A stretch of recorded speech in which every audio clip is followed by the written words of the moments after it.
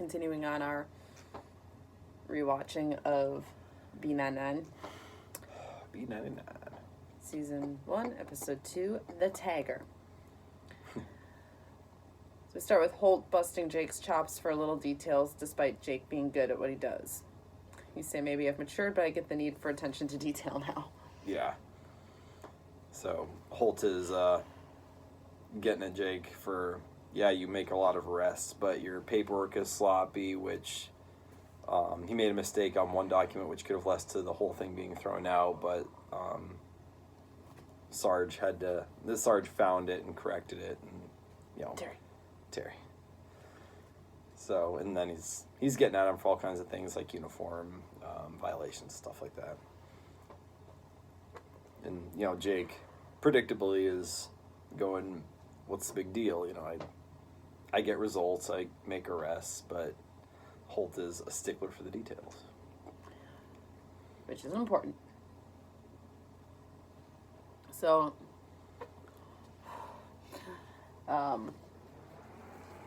Amy is working a drug bust with Boyle and Rosa. Boyle's crushing on Rosa.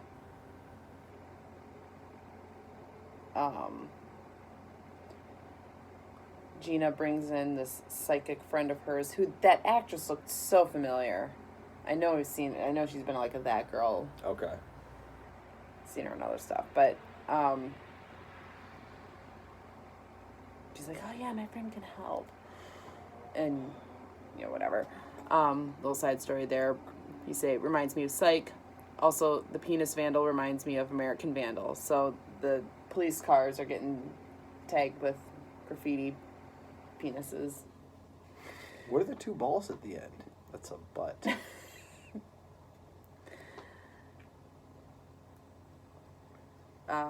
Gina. Haha, you're weird. Lol.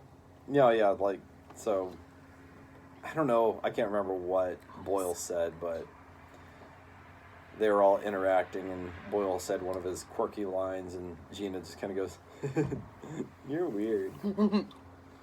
But it's cute. I love their interactions in the early seasons. Mm-hmm. So,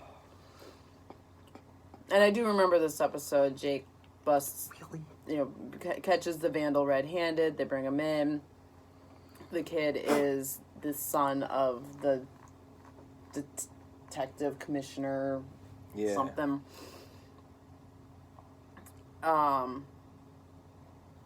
So, it's like Jake's hands are tied because if he actually processes this kid, it could be the end of his career. Right.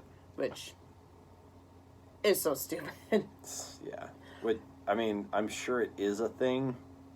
I would like to think it's less of a thing, but it's just fucked up. Yeah.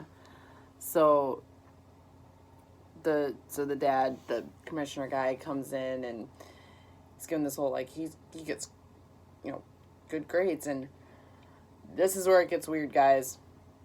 This is where it gets weird. Trevor is going to Duke next year, lacrosse scholarship. Boys will be boys. Holy shit. Yeah.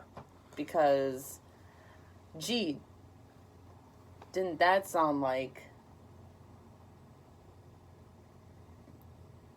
the 30 for 30 documentary on the Duke lacrosse team that got accused of sexually assaulting a exotic dancer, and she lied the whole time. Mm-hmm. And these boys were just dragged through the mud. She randomly picked out these 3 or 4 guys, and they were absolutely raked. The whole lacrosse team was raked. Mm-hmm. Over the coals. Media was just on their fucking asses like these kids. Just had their lives basically destroyed for a while. Yeah. The lacrosse coach ended up having to step down. It was such a clusterfuck, and it all nothing. It was all nothing. And that happened in 2006, if I remember correctly. Yep. So all of that had already, like, by the time this episode came out, they had already been cleared. Yeah. So it's just kind of wild. I mean, it had to be intentional, right? Yeah.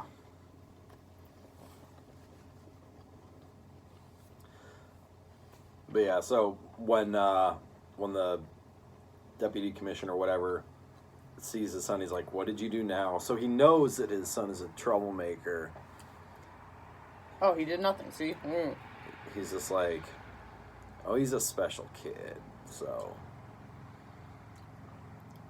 and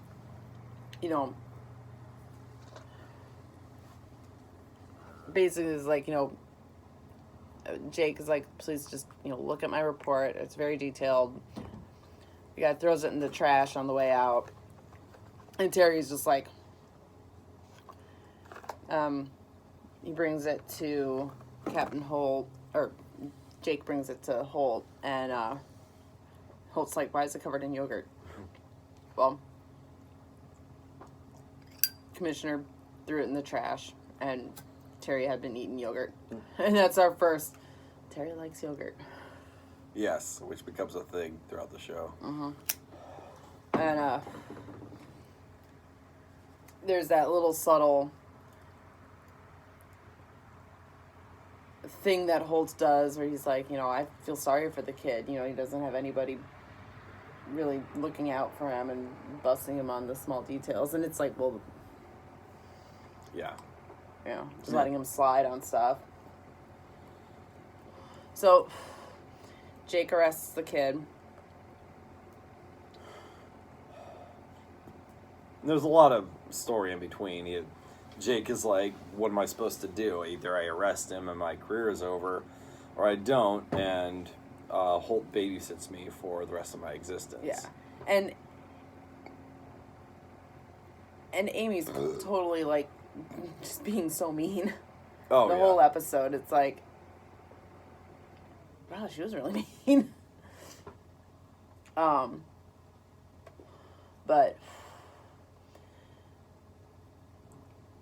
at the end of the day, he's like, I'm going to go arrest him. And Holt's like, you want backup? Oh, Holt backing Jake up when he makes the right decision. And so he arrests the kid, and the commissioner's like, oh, I'm going to be watching like a hawk. And Holt is like, come at me, bro. Yeah. An openly gay officer since the 80s. Like, I've had people like you on my ass before, and basically it's just like, come at me, bro. Can't touch me. However, I will say, I remember watching this episode. I'm like, oh man, this is going to come back and bite them in the butt. They never circled back around to that. Nothing ever happened. Nothing ever happened with that. Which, on the one hand, I kind of feel like it was a misstep because they just kind of, it made kind of a big thing about it, and then they didn't do anything with it. But on the other hand, they didn't beat a storyline to death. Sure. I mean, could have been annoying to have this guy hounding them and impeding their work. But maybe it was just making an example of the fact that you can't be scared of somebody just because of their title. The dude's threats were probably empty from day one. Mm-hmm. Just, I can make your life a living hell. Can you, though? Yeah. Like, we have evidence, like, and Jake had said he had called other precincts, and this kid had, like, petty theft and shit, like, real bad stuff, and he gets off of it every time. Yeah.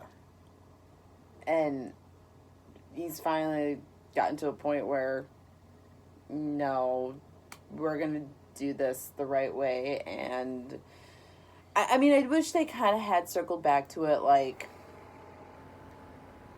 maybe the commissioner would have gotten in trouble for it. This is my friend. He gave me a kiss.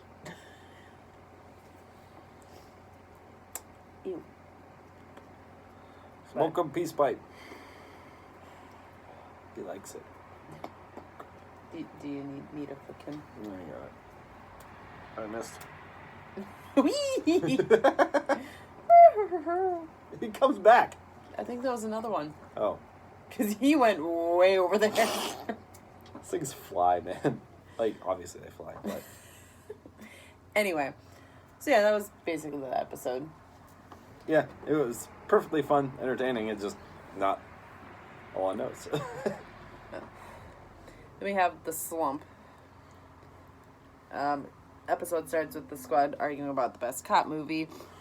Fun mode of character development for all the squad. Yeah, they're all saying Jake feels that Die Hard is the best cop movie ever. Which becomes a running thing for the show. Boyle says it's Turner and Hooch because it's about a cop and his dog. He's like, that touches home for me. And Gina, I can't remember what she lists. RoboCop. No, Gina wasn't there. Rosa, sorry. Rosa says, RoboCop. There's lots of violence. Then Jake, I thought you were listing things. I was. I'm done. In the last episode, when you're like, you're weird. You said it was Gina that said that. But wasn't it Rosa? It was. I don't know what I'm doing. Yes, it was Rosa. Okay. Anyway. So then this episode is basically Peralta's in a slump. He can't close any of his cases. And you note the open cases versus closed cases discussion hits too close to home. Working in IT.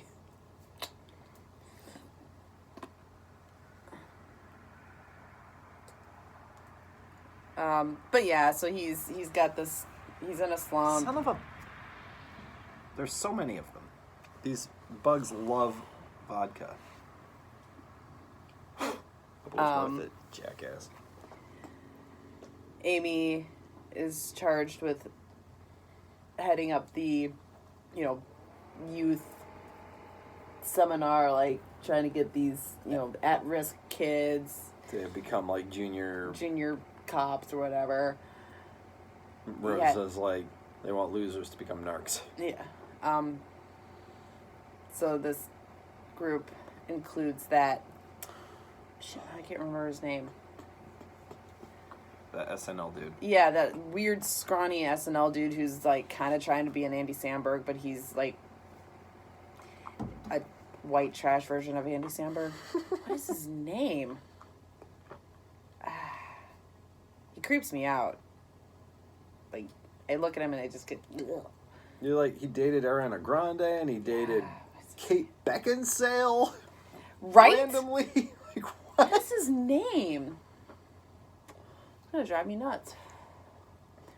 But yeah, I don't like that guy.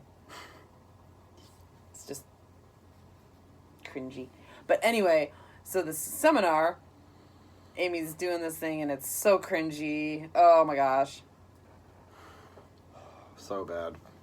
Gina gets the kids chanting, "Black people can sell drugs," as Holt walks by. Just kind of...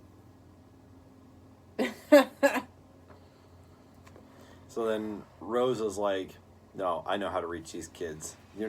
You're too articulate and proper. They don't respond to you. They'll respond to me. I'm from the streets too. It's like, all right, listen up.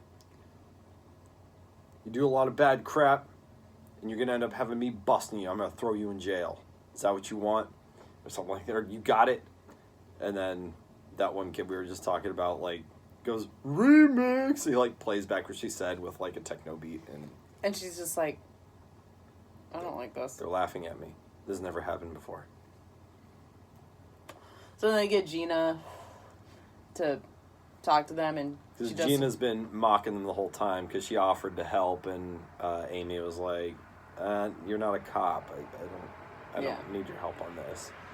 And then they realize they need somebody who's not a cop to talk to them. Yeah. So she does this interpretive dance thing, and the one chick was like, "That was weird." She's like, and Gina's like, "All right, so cops get like $50,000 a year, and you get to run red lights, and you get a gun." Mm-hmm. And then they get like 8 kids signed up. And done. And then Gina's like, "Oh yeah, I did this. It doesn't work." In the meantime, Terry is trying to build a fairy princess castle for his twins. He's like, it's going badly. This fairy princess castle has defeated me. I feel you, Terry. But yeah, Jake breaks the slump.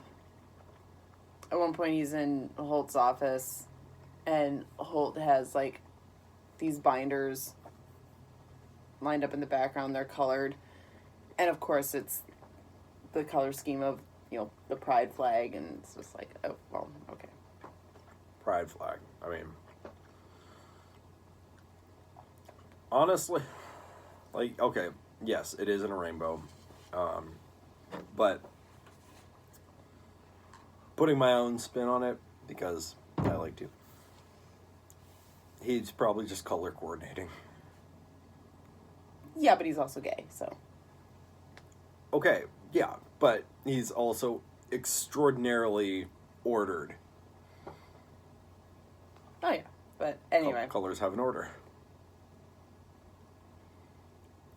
At any rate. Again, enjoyable episode. I laughed. Yeah. And the first season you're gonna get a lot more like the cringe, like the real super cringe, which they veer away from in later seasons. Mm. You get a lot more feeling as opposed to just trying to get the laughs. So it was clearly trying to build off of Office and Parks and Rec. Yes. It has a lot of that documentary feel with the zooms and the kind of single camera feel to it. Yeah. And they go away from that later on. It goes through a Parks and Rec kind of a growing process. Mm-hmm. Yeah, I mean, obviously the first season was good enough that it really got us hooked, but like kind of thinking back on the show as a whole, it's like, well, I think first season, at least the first few episodes, definitely like the weakest. I mean, I enjoy the less story building episodes where it's just kind of like throw off plot lines. Yeah. That don't feed into anything. It's just, oh, Jake's in a slump, and then we resolve the slump. It's a lot of one-offs. It's not a lot of world building aside from Jake's attempts to develop a rapport with Holt, or really Holt's attempt to develop a rapport with Jake, and Jake resisting, order. Right, because Holt is not McGinley. But yeah, that's all I got.